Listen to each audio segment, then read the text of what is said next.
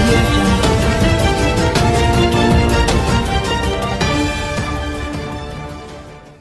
ఇది నేను అస్సలు నమ్మ, నేను అసలే నమ్మ. దించండి పర్లేదు, అస్సలే నమ్మే ముచ్చట కాదు. ఎందుకు నమ్మ అంటే మొత్తం హైదరాబాద్ లెక్కలు చూస్తే 20% మించట్లేదు తడి చెత్తను పొడి చెత్తను వేరు చేయడం. అసలు ఫలాలు మీకు అర్థం కావాలి, ఎందుకు మేము మెత్తుకుంటున్నాము, తడి చెత్తను పొడి చెత్తను వేరు చేస్తే వచ్చే లాభం ఏంది, ఎందుకు చేయమంటున్నామని మీకు ఫస్ట్ అర్థం చేసుకోవాలి. నాకు మీరేం చేస్తున్నారో మీరు కాదు, కానీ చాలామంది ఏం చేస్తున్నారో తెలుసు.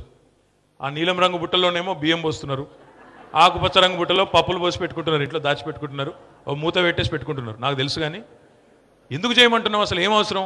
ఒక జిహెచ్ఎంసీ అనే సంస్థకు కానీ ప్రభుత్వానికి కానీ మీరు చేయకపోతే వచ్చిన నష్టమేంది? నష్టం ఏంటంటే మీకు అర్థం కావాలి. ఫస్ట్ మన నగరంలో ప్రతిరోజు ఒక మనిషి సగటున ఉత్పత్తి చేసే చెత్త, మనం ఇక్కడ కూర్చున్న ప్రతి ఒక్కరం 500 గ్రాములు, అంటే ఒక్కొక్కరు 1/2 కిలో చెత్తను ఉత్పత్తి చేస్తున్నాం ప్రతిరోజు. నగర జనాభా 1 కోటి అనుకుంటే, అంటే మొత్తం రోజుకు ప్రతిరోజు 5,000 టన్నుల చెత్త ఉత్పత్తి అవుతుంది. 5,000 టన్నులు అంటే 50,000 కిలోలు, అంతేనా? కాదు, 5 లక్షల కిలోలు. 5 లక్షల కిలోలు చెత్త ప్రతిరోజు ఉత్పత్తి అవుతుంది. ఆ 5 లక్షల కిలోల చెత్త, 5,000 టన్నుల చెత్తలో 60% జనరల్గా పొడి చెత్త ఉంటుంది, 40% తడి చెత్త ఉంటుంది. ఏ నగరమైనా నాగరికంగా బతకాలనుకునే ఏ సమాజమైనా ప్రతిరోజు మనకి ఇంత పెద్ద ఎత్తున చెత్త ఉత్పత్తి అవుతున్నప్పుడు దాన్ని ట్రీట్ చేసుకోకపోతే, దాన్ని తరలించి దాన్ని ఏదో ఒకటి చేయకపోతే తొందరలోనే మొత్తం నగరం అంతా చెత్త కుప్పలమయం అయిపోతుంది. మన దేశంలోనేమో, మనలాంటి ఎదుగుతున్న దేశంలో ఒక మనిషి ఉత్పత్తి చేసేది రోజుకి 1/2 కిలో. అమెరికా లాంటి దేశం అనుకోండి, ఎందుకంటే ఆదాయం ఎక్కువ, వాళ్ళ అలవాట్లు వేరు, ఆహారపు అలవాట్లు వేరు, కాబట్టి అక్కడ ప్రతి మనిషి ఉత్పత్తి చేసేది ప్రతిరోజు ఒక మనిషి 2.5 కిలోలు. మనతోనే 5 రెట్లు ఎక్కువ. మన దగ్గర కూడా ఆదాయం పెరిగిన కొద్దీ, తలసరి ఆదాయం పెరిగిన కొద్దీ, ఆహారపు అలవాట్లు మారిన కొద్దీ ఈ పరిమాణం కూడా పెరుగుతుంది. ఏమవుతుందంటే రోజుకి 5,000 టన్నుల చెత్త వచ్చినప్పుడు హైదరాబాద్లో ఒక నిమిషం ఆలోచించండి. ఒక నెల రోజుల పాటు జిహెచ్ఎంసీ పని బంద్ చేసిందనుకో, మొత్తం బంద్ పెట్టిందనుకో, ఎంత చెత్త వస్తుంది? 150,000 టన్నుల చెత్త హైదరాబాద్లో జమ అవుతుంది.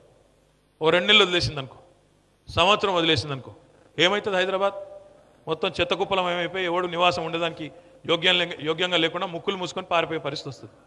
మన పిల్లలు కానీ మనం కానీ ఆరోగ్య సమస్యలు, జ్వరాలు, డెంగ్యూలు, రకరకాల కొత్త రోగాలు అన్నీ వచ్చి లేనిపోని ఇబ్బందులు వస్తాయి. మేము మిమ్మల్ని కోరుతున్నది ఏమంటే, ఎందుకు కోరుతున్నామంటే, ఇప్పుడు బయట ఇక్కడ కౌంటర్లు పెట్టినారు. మన నగరం అంటే ఏదో మీకు మేము స్పీచ్లు కొట్టిపోయే ప్రోగ్రాం కాదు. బయట మీకోసం మంచి ఆలోచనలు, మంచి అలవాట్లు కూడా కొంతమంది చేస్తున్నారు హైదరాబాద్లో. మీరు ఎక్కడికో పోయే పని కూడా లేదు. మీరు ఒకవేళ మీ ఇంటి దగ్గరికి వచ్చే ఆ స్వచ్ఛ ఆటో ట్రాలీకి చెత్తను మేము ఇవ్వద్దు, అవసరం లేదనుకుంటే, మీ ఇంట్లోనే తడి చెత్తతోని ఎరువును తయారు చేసుకొని మీ ఇంట్లోనే పూల మొక్కలకు కానీ, కూరగాయలు పెంచుకునే అలవాటు ఉన్న వాళ్ళకి కూరగాయల మొక్కలు కానీ, ఎందుకంటే మీకు తెలుసు ఆహార పదార్థాలన్నింటిలో కూడా కల్తీ ఉంటుందని పేపర్లు రాస్తున్నాయి, టీవీలు చూపెడుతున్నాయి, భయపెడుతున్నాయి. మరి వీళ్ళ దగ్గర ఎక్కడికి పోయే అవసరం లేకుండా మీ ఇంట్లో కొద్దిగా జాగా ఉంటాయి. అపార్ట్మెంట్లో ఉండే వాళ్ళు కూడా బాల్కనీలో జాగా ఉన్నా, కొద్దిగా సిట్అవుట్ లెక్క జాగా ఉన్నా అక్కడ పూల మొక్కలు పెంచుకోవచ్చు, కూరగాయలు పెంచుకోవచ్చు. వాటి అన్నిటికీ మీ దగ్గర ఉండే తడి చెత్తతోనే ఎరువును ఉత్పత్తి చేసి, అదే ఎరువును మళ్ళీ బయట కొనే అక్కర కూడా లేకుండా అదే ఎరువును బ్రహ్మాండంగా వాడుకోవచ్చు. అది ఎట్లా చేయొచ్చు అనేది బయట అరుణ గారని ఒక ఆమె పెద్ద స్టాల్ పెట్టింది. మీరు బయట దయచేసి పోయేటప్పుడు, ఇక్కడ నుంచి కొంచెం బయట వెళ్ళిపోయేటప్పుడు ఒక 10 నిమిషాలు ఆగి చూసి వెళ్ళండి. ఏం లాభం జరుగుతుంది దానివల్ల అంటే, ఒక పెద్ద సమస్య వెంటనే తీరిపోతుంది. లేదు మీరు తడి చెత్తను మాకు అప్పచెప్తే, అదే తడి చెత్తను మేము తీసుకొని పోయి జవహర్ నగర్కి తరలించి అక్కడ మేము ఎరువును ఉత్పత్తి చేసి ప్రతిరోజు 1,200 టన్నుల ఎరువును ఉత్పత్తి చేసి రైతులకు మేము అందిస్తూ ఉన్నాం, అమ్ముతా ఉన్నాం. అంటే ఎక్కడ ఏ దేశంలో, నాగరిక దేశంలో అయినా కూడా మన చెత్తను మనమే ట్రీట్ చేసుకోకపోతే, ఈ వేస్ట్ నుంచి సంపదను సృష్టించకపోతే ఆ నగరం ఎక్కువ రోజులు మనుగడ సాధించే పరిస్థితి ఉండదు. మన నగరంలో మనం ఇప్పుడు ఏం చేస్తున్నామంటే, హైదరాబాద్లో తడి చెత్త నుంచి ఎరువును ఉత్పత్తి చేస్తున్నాం. మీరు జిహెచ్ఎంసీకి అప్పచెప్తే ఎరువును 1,200 టన్నుల ఎరువును ఉత్పత్తి చేస్తూ ఉన్నాం. పొడి చెత్తను ఏం చేస్తున్నాం?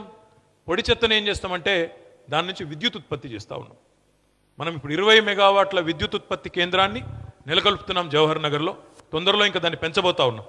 అల్టిమేట్గా హైదరాబాద్ మహానగరం నుంచి మనకు 75 మెగావాట్ల విద్యుత్ ఉత్పత్తి చేసే అవకాశం చెత్త నుంచి మనకున్నది. అంటే ఈ రకంగా చేయడం వల్ల జీరో వేస్ట్.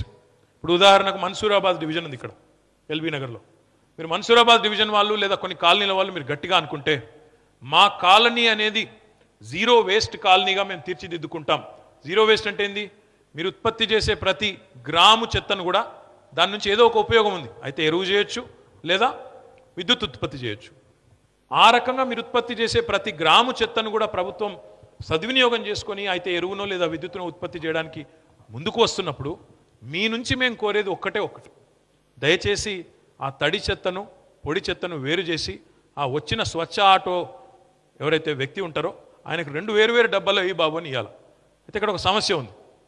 నేను ఆ మధ్యన ఒక ఫ్రెండు నాకు కలిసి అడిగిన, చేస్తున్నారా బాబు మీ ఇంట్లో అని అడిగితే ఏమన్నాడంటే, మీరు బుట్టలు ఇచ్చిన కొత్తలో ఒక నెల రోజులు చేసినాము, తర్వాత చేయలేకపోయినామన్నాడు.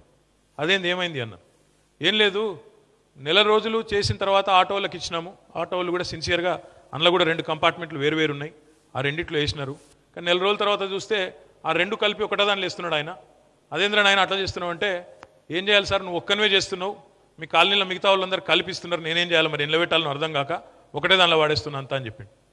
అంటే ఒక వ్యక్తి, ఒక కుటుంబం, 10 కుటుంబాలు అనుకుంటే సరిపోదు.